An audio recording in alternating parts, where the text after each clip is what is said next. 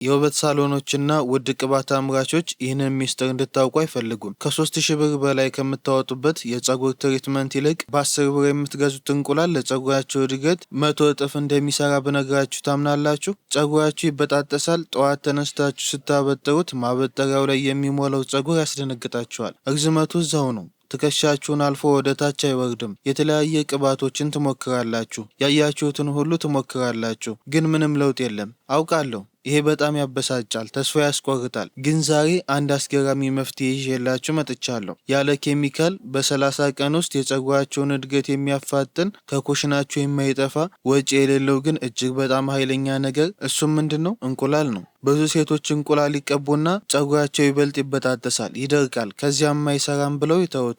ለምን? ምክንያቱም የሚሰሩት አንድ እጅግ በጣም አደገኛ ትልቅ ስህተት አለ። በቪዲዮ መሃል ላይ ይህንን ስህተት እነግራችኋለሁ። ይህንን ካላስተካከላችሁ እንቁላል ፀጉራችንን ያሳድገዋል ብላችሁ ታስቡ፣ የባሰ ፀጉራችሁን ያጠፈዋል። በጥሞና ተከታተሉኝ። ዝግጁ ናችሁ? እንጀምር። እንቁላል ለምን ይሰራል? ዝም ብላችሁ የሰማችሁትን ከመቀባት በፊት መጀመሪያ ሳይንሱን ላስረዳችሁ። ፀጉራችሁ ከምንድን ነው የተሰራው? ኬራቲን። ኬራቲን ምንድን ነው? ፕሮቲን ነው። ፀጉራችሁን ልክ እንደ ግድግዳ አስቡት። ጡቦቹ ፕሮቲን ናቸው። በፀሐይ በሙቀትና በኬሚካል ምክንያት እነዚህ ጡቦች ይሰባበራሉ፣ ግድግዳው ይፈርሳል። ፀጉራችሁም የሚበጠሰው ለዚህ ነው። ታዲያ መፍትሄው ምንድን ነው? የፈረሰውን ግድግዳ መጠገን፣ አዲስ ጡብ መጨመር ነው። እንቁላል ደግሞ የፕሮቲን ማዕድን ነው። እንቁላል ስትቀቡ የፈረሰውን ግድግዳ መልሳችሁ እየገነባችሁት ነው ማለት ነው። ግን ፕሮቲን ብቻ አይደለም ያለው። እንቁላል ውስጥ ባዮቲን የሚባል ቫይታሚን አለ። ባዮቲን ማለት ፀጉር ለማሳደግ በፋርማሲ ውስጥ በውድ ዋጋ የሚሸጥ መድኃኒት ነው። እንቁላል ግን ይህንን ውድ ቫይታሚን በነጻ ይሰጠናል። ሌላው በእንቁላል ውስጥ ያለው ሚስጥር ሰልፈር ነው። ሰልፈር የፀጉርን ስር በማነቃቃት የደም ፍሰት እንዲጨምር ያደርጋል። ደም ወደ ፀጉር ስር ሲመጣ ደግሞ ምግብ ይዞ ይመጣል፣ ፀጉር ይረዝማል። በተጨማሪም እንቁላል ውስጥ ሉቲን የሚባል ንጥረ ነገር አለ። ይህ ንጥረ ነገር ፀጉራችሁን በቀላሉ እንዳይበጠስ ይረዳዋል። ይህ ሁሉ ድንቅ ነገር በአንድ ትንሽ እንቁላል ውስጥ ነው ያለው። ያስደንቃል አይደል? ግን እዚህ ጋር አንድ ጠላት አለ።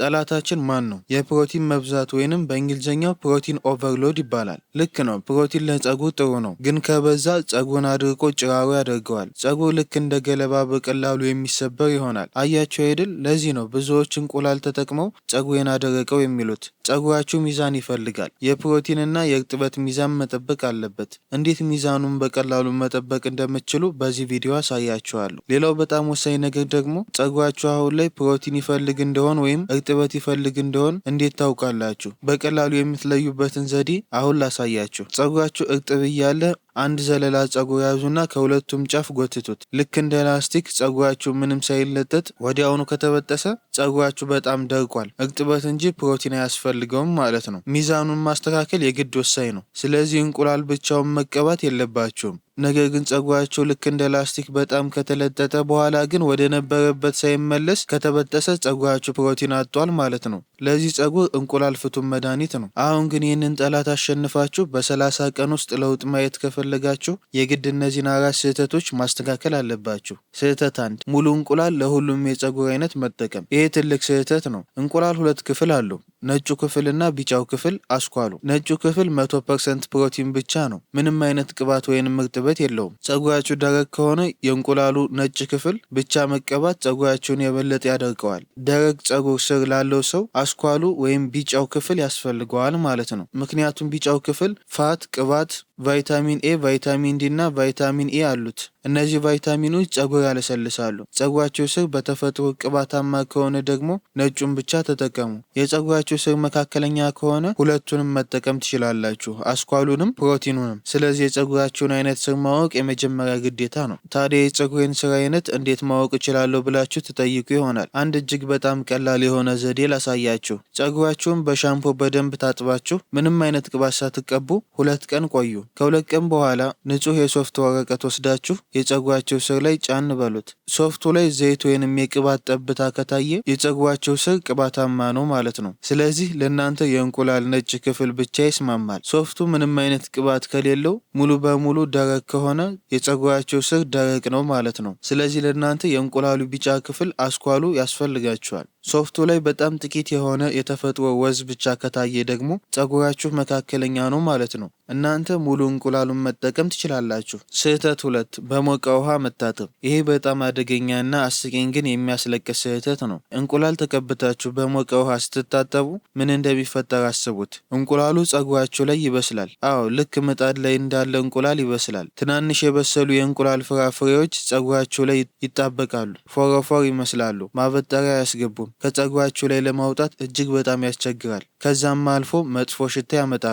ሁልጊዜም እንቁላል ስትታጠቡ በቀዝቃዛ ወይንም ለብ ባለ ውሃ ብቻ መሆን አለበት። ስህተት 3 ቆሻሻ ወይንም ብዙ ቅባት የተጠራቀመበት ፀጉር ላይ መቀባት። ብዙ ሴቶች ፀጉራቸውን ሳይታጠቡ የቆየ ቆሻሻና የተለያየ ቅባት እንዳለበት ዝም ብለው ከላዩ ላይ እንቁላል ይቀባሉ። ይሄ ምንም ፋይዳ የሌለው ትልቅ ስህተት ነው። ለምን? እስቲ እንደዚህ አስቡት። አንድ በጣም የቆሸሸ አቧራና ዘይት የጠጣ ግድግዳ አላችሁ እንበል። በዚህ ግድግዳ ላይ ምንም ሳታጸዱ አዲስና ውድ ቀለም ብትቀቡት ምን የሚሆን ይመስላችኋል? መልሱ በፍጹም ቀለሙ ግድግዳው ላይ ሊይዝ አይችልም ነው። መልሶ ይላጣል። ፀጉራችሁም ልክ እንደዚሁ ነው።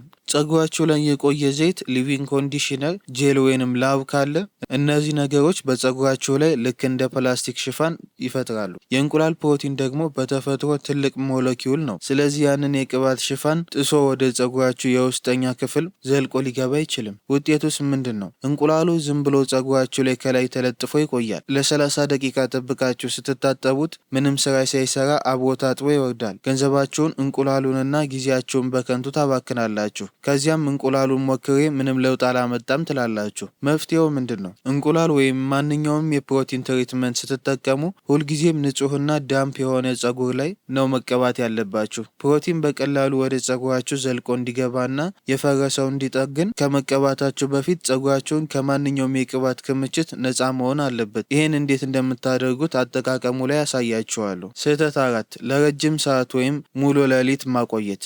ብዙ ሰዓት ካቆየሁት በደንብ ይረዝማል ብላችሁ ታስቡ ይሆናል። ይህ ፈጽሞ ስህተት ነው። እንቁላል ፀጉር ላይ ከ30 እስከ 40 ደቂቃ በላይ መቆየት የለበትም። ከዛ ካለፈ እንቁላሉ ፀጉራችሁ ላይ ይደርቅና ልክ እንደ ፕላስቲክ ሆኖ ፀጉራችሁን ገለባ ያስመስለዋል። ፀጉራችሁ ስትነኩት ይሰበራል። ሙሉ ሌሊት ተቀብቶ ማደር ደግሞ ፀጉርን እንደ ማጥፋት እንደመወሰን ነው። እንቁላል ጊዜያዊ ትሪትመንት እንጂ የሚተው አይደለም። ግን ወደ አዘገጃጀቱ ከመግባታችሁ በፊት አንድ እጅግ በጣም ጠቃሚ ሚስጥር ልንገራችሁ። ፀጉራችሁ ላይ የምትቀቡት እንቁላል ንጹህና ያልተበላሸ መሆኑን ማወቅ አለባችሁ። መበላሸቱንና ለመበላሸቱን በቀላል እንዴት ማወቅ ይቻላል? አንድ ጎድጓዳ ሳህን ውስጥ ውሃ አድርጋችሁ እንቁላሉን አስገቡ። እንቁላሉ በውሃው ላይ ተንሳፎ ወደ ላይ ከወጣ ያ እንቁላል ተበላሽቷል ማለት ነው። እሱን ፈጽሞ መጠቀም የለባችሁም። ነገር ግን እንቁላሉ ውሃ ውስጥ ከሰመጠና የታችኛው ክፍል ላይ ከሆነ ያ እንቁላል አልተበላሸም ማለት ነው። እኛም የምንፈልገው ያልተበላሸውን ነው። ለምን? ምክንያቱም የተበላሸ እንቁላል ፀጉራችሁ ላይ ብትቀቡ ለቀናት የማይለቅ እጅግ በጣም መጥፎና የሚገማ ሽታ ፀጉራችሁ ላይ ይተዋል።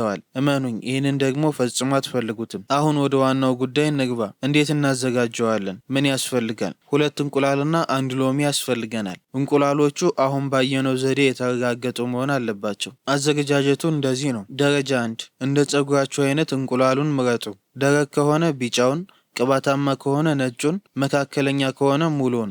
አሁን ሰብራችሁ ሳህኑ ውስጥ አድርጉ። ደረጃ 2 በእንቁላል ላይ 1 የሾርባ ማንኪያ የሎሚ ጭማቂ ጨምሩበት። ሎሚ የእንቁላሉን ሽታ ከማጥፋቱም በላይ የፀጉር ቆዳን በማጽዳት ፎረፎርን ይከላከላል። ደረጃ 3 የመረጣችሁትን የእንቁላል ክፍል ነጩን፣ ቢጫውን ወይንም ሙሉውን ከሎሚው ጋር አድርጋችሁ በደንብ አድርጋችሁ ምቱት። ምንም አይነት የጓጎለ ነገር የሌለው ልስልስ ያለ ፈሳሽ እስኪሆን ድረስ በሚገባ ምቱት። ውህዱን አዘጋጅተናል። አሁን ደግሞ እንዴት እንደምትጠቀሙበት እናያለን። አብዛኛው ሰው የሚሳሳተው እዚህ ላይ ነው። እንዳይሰለቻችሁ በአጭሩ አድርጌ ደረጃዎችን ላሳያችሁ። ደረጃ 1 መዘጋጀትና መታጠብ። ፀጉራችሁን ከመታጠባችሁ በፊት መጀመሪያ የተያያዘውን ለማስለቀቅ ከጫፍ ወደ ስር ቀስ ብላችሁ አበጥሩት። ከዚያም ሻወር ውስጥ ገብታችሁ ፀጉራችሁን በሻምፖ በደንብ ታጠቡ። ለምን? ምክንያቱም ፕሮቲን ንጹህ ፀጉር ላይ ነው በደንብ የሚሰራው። ታጥባችሁ ስትጨርሱ ለስላሳ ፎጣ ተጠቅማችሁ ውሃውን አድርቁት። ማወቅ ያለባችሁ የምትጠቀሙት ሻምፖ ቀለል ያለና ሰልፌት የሌለው ቢሆን ይመረጣል። ሻምፖ ስትገዙ ጀርባውን ተመልከቱ። ሰልፌት ፍሪ የሚል ከተጻፈበት ይምረጡት። ደረጃ 2 ውህዱን መቀባት። ያዘጋጀነውን የእንቁላል ውህድ በእጃችሁ እየወሰዳችሁ ከፀጉራቸው ስር እስከ ጫፍ በደንብ ተቀቡት። ከዚያም ከ30 እስከ 40 ደቂቃ ብቻ ቆዩት። ደረጃ 3 መታጠብና ኮንዲሽነር። ከ30 እስከ 40 ደቂቃ ከቆያችሁ በኋላ ስለዚህ እንቁላሉን ታጥባችሁ እንዳወረዳችሁት ወዲያውኑ እርጥበት ሰጪ ኮንዲሽነር ተቀብታችሁ ለ10 ደቂቃ ቆዩ። ደረጃ 4 ኮንዲሽነሩን ስትታጠቡ መጨረሻ ላይ ለ10 ሰከንድ ያህል በቀዝቃዛ ውሃ ለቅለቅ አድርጉት። በምን ያህል ጊዜ ትጠቀሙታላችሁ? አንደኛ ፀጉራችሁ ልክ እንደ ላስቲክ ተለጥቶ ከተበጠሰ ፕሮቲን ይፈልጋል ማለት ነው። ስለዚህ በየ15 ቀኑ አንድ ጊዜ ተጠቀሙት። ሁለተኛ ፀጉራችሁ መደበኛ ከሆነና ከልክ በላይ የመሰበር ምልክት ከሌለ በየ21 ቀኑ ወይንም በወር አንድ ጊዜ ተጠቀሙት። ሶስተኛ ፀጉራችሁ ምንም ሳይለጠጥ ወዲያውኑ ከተበጠሰ በጣም ደርቋል ማለት ነው። በዚህ ጊዜ እንቁላሉ ብዙ ጊዜ አትጠቀሙት። መጀመሪያ እርጥበት ሰጪ ትሪትመንት አድርጉ። ከዚያም በኋላ በወር አንድ ጊዜ ወይም በሁኔታው መሰረት ጊዜውን እያስተካከላችሁ የፀጉራችሁን ሁኔታ እያያችሁ ተጠቀሙ።